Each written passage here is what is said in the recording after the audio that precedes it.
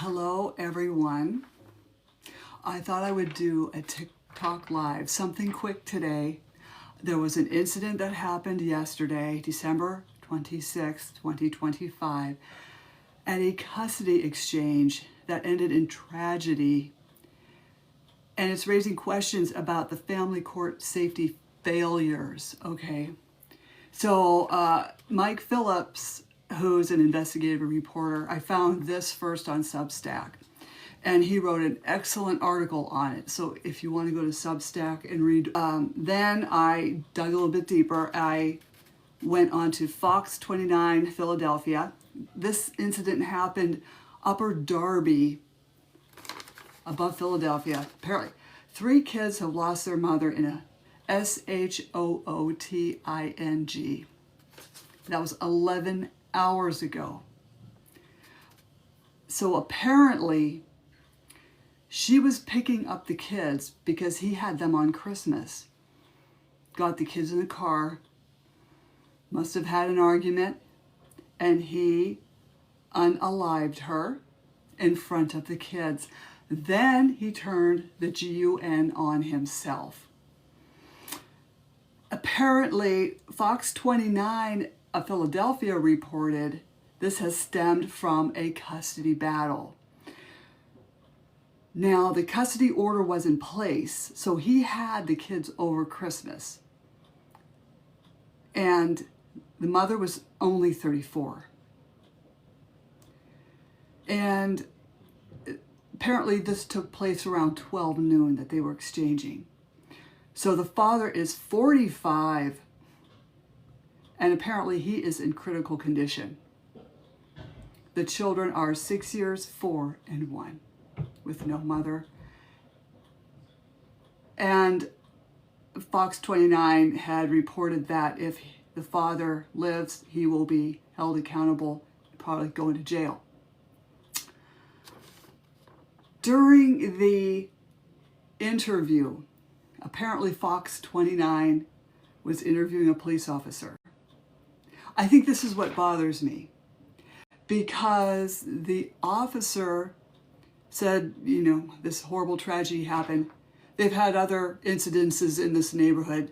Cars were broken into. And I'm thinking, are we comparing a person's DEATH to car break-ins? I'm just missing something there.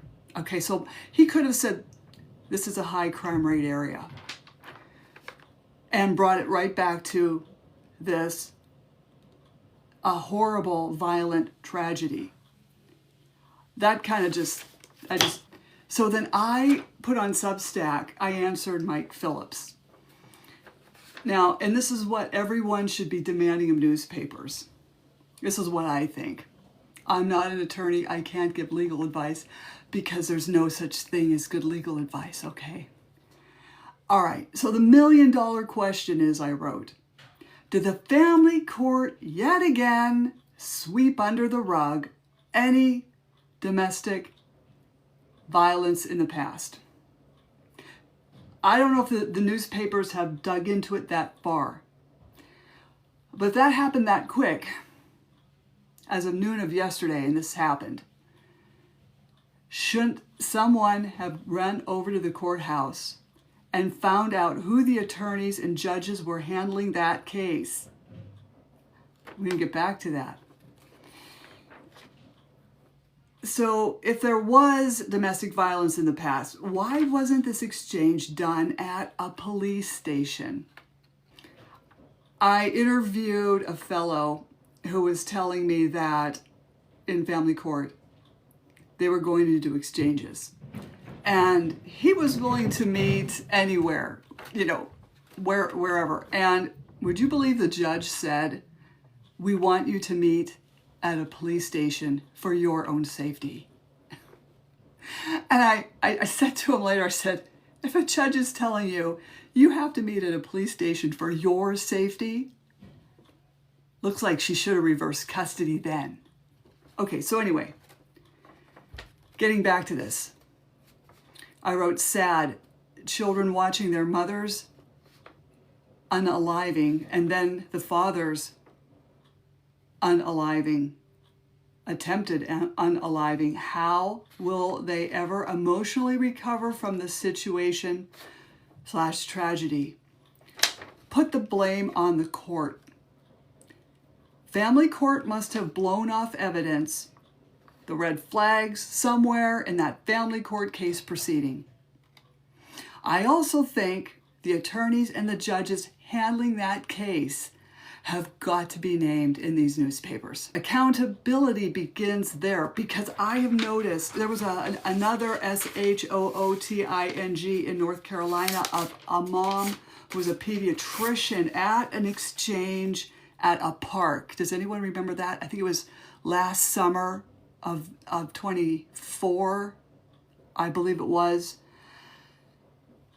And we hear about these things and then they're quickly dropped, and everyone forgets about it. And I haven't forgotten about her, only probably because I'm a nurse and she was a doctor, and I felt really bad about that. And she, again, also a kid in the back in the car seat witnessing this.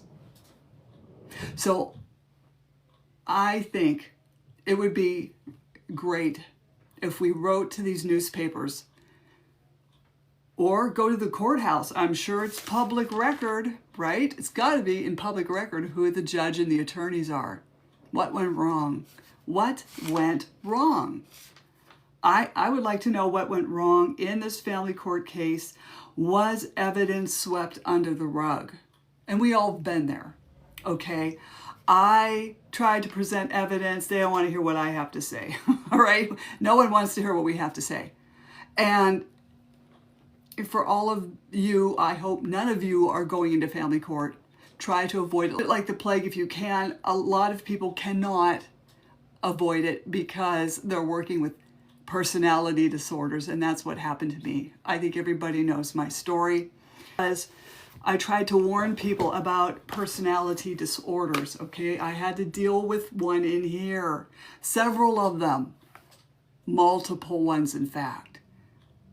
I documented multiple stories in these Raised by These Wolves series, and the third book is coming out in January, and I just feel so bad that I can't tell a story that has a happy ending. You know, some stories, you know, this is not Disney. You know, sorry, but I'm telling the parents' stories so we all can learn about how they met their future spouse. What were the red flags before they entered into the relationship and married the person? We all need to know what to watch out for as a learning tool from these books, these stories from these other parents. So some tragedy like this doesn't happen. Now there's 3 little kids, especially a 4 and 6-year-old, that saw all this. I just feel so bad. She didn't get to see her kids over Christmas, but she was there to pick them up. And that's what happened to her. Apparently an argument ensued and he just unalived her. But what went wrong in the family court system was any evidence of domestic violence swept under the rug. Okay, I know everybody, as soon as they get into family court, believe me, they call each other crazy. Everyone's getting called crazy. The judge will even call you crazy. That's why, you know, I've done the videos I've done on my TikTok and my YouTube, Slam the Gavel. Please like and subscribe. That's the only way we're all going to learn about the system and how we're treated by judges and attorneys. And I don't know what happened in this case. Apparently, the point is that exchange should have taken place at a police station. And I'm pretty sure, hopefully, I would think they would all be here today. Family court, I think it's reached its limit. Should be abolished. That's my opinion. Will it be reformed? People are talking about reform. I've had hundreds and hundreds of people talk on my podcast, Slam the Gavel, about family court reform. Let's think on that. Can we reform corruption? Can corruption be reformed? Okay, so all these attorneys, they're kibitzing with the judge ex parte communication. For anyone that doesn't know what that is, it's when the attorneys go down the hallway and they talk in the judge's chambers, and they're talking about you.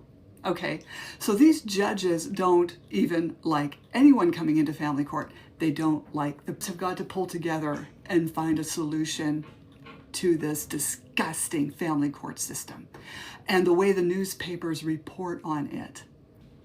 My whole point coming on here was the way the newspapers investigate is to name the judge and the attorneys. I just want this all to stop. I want these judges to look at evidence. Now, there are good judges out there, and there's not. So, we all know there's bad judges out there, but there are good judges. I've had 3 of them, okay? And some attorneys are horrible, and I've had at least 1 to 2 of them that were pretty good. I had my opposing attorney come out of nowhere. Like, this case was over in 2018. And I did a TikTok live that I took and put on my Slam the Gavel podcast. Caught wind of that. He caught wind of that. Last time I ever saw him, I believe, was 2018. And he rears his ugly head, and he's, again, calling me crazy, disparaging, got real nasty, called me a sick effer. And then he said proudly that he was the attorney that spearheaded this case to take these kids away from me. And so I reported that comment to YouTube as harassment. He made 3 nasty comments. I have thick skin. I don't really care what he has to say. I know he's very angry that he lost to me twice in the Superior Court. I've lost 2. I've lost more than that. Using attorneys, Google reviews. And a woman put down a comment, and he put, "Really? After all these years? Looks like you need to have a psych eval." He calls everybody crazy. My opposing attorney calls everybody crazy. I think okay, if you want to call me crazy, crazy like a fox. Beat him twice in the Superior Court. He can put that in his pipe and smoke it. So I don't know what to say about these attorneys that are doing their job in the family court. Are they doing their job? Why don't they look at the abuser or the alienating parent and say, I can't take your case. I'm not going to be part of this. Okay, what you're going to be doing to these kids is going to result in this, this, and this. Attorneys have got to have the backbone. I know they want money. What's ethical? Obviously, if I was an attorney, I would not survive in family court because I probably would be driving a beat-up vehicle because I'd be saying, no, I'm not taking your case. I would probably be a corporate attorney. I think that would probably be the safest place for me if I was. So I don't want to keep you all morning. That's all I wanted to say is prayers for these children and who's ever looking after them, because they're going to need some type of counseling in the future. And if that other parent lives, prosecute to the full extent. And judges have to wake up and realize that these custody exchanges have to take place at police stations. Also, I really hope evidence isn't being suppressed from the judge. Okay, like I said, I had 3 good judges. Do we blame them all? No. There's a lot of lousy family court judges out there, but there's a few good ones. Okay. Again, they're few and far between. I'm looking at what was written. I'm grateful that Fox 29 covered this and NBC 10 Philadelphia. I want to give them credit. I want to give Mike Phillips and his Substack, where he wrote, and the title is Pennsylvania Custody Exchange Ends in Tragedy, Raising Questions About Family Court Safety Failures. If everybody wants to go to Substack and read that, he has about enough information as Fox 29 and NBC 10. And I think we'll know more later, but I really hope the newspapers and the reporters come out with the judges' names and the attorneys participating in this event. You all have a decent day, and thank you for listening. And just, again, keep these kids in your prayers, and Mom's family, and even Dad's family. But I guess what kills me is she didn't get to see her kids on Christmas. And then she goes to pick them up and this happens.